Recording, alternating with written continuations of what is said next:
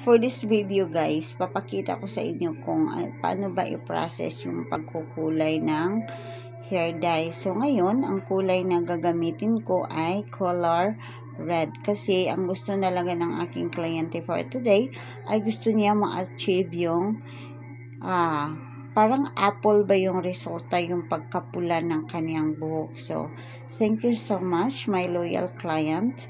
Thank you, Ma'am Yor. So, ang kliyente ko for today is galing ng Kauswagan, Lanao del Norte. Ang ginagawa ko lang mga palangga, mga ludes, mga sisi. Hello guys. So, binibleach ko muna kanina yung niya, yung part ng sa top kasi yun na lang ang hindi naka-bleach.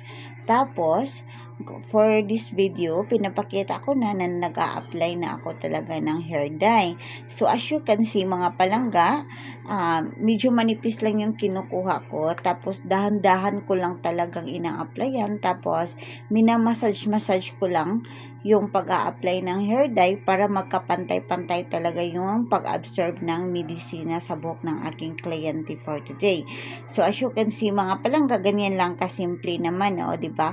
Pag mahal natin ang ating mga trabaho, kailangan talaga natin pagtiyagaan yan, okay? So, as you can see, mga palangga, ganyan lang. So, fast forward ko na ito, mga palangga.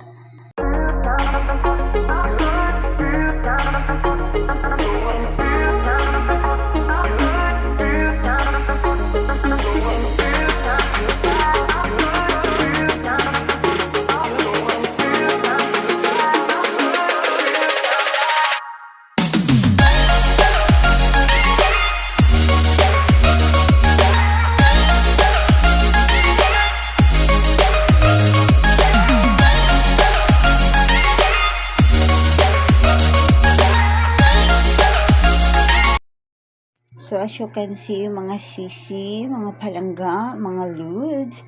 So, ganyan lang guys. After kong nag-apply ng hair dye sa aking kliyente, so, binabad ko muna ito ng 40 minutes. After 40 minutes, chine-check ko.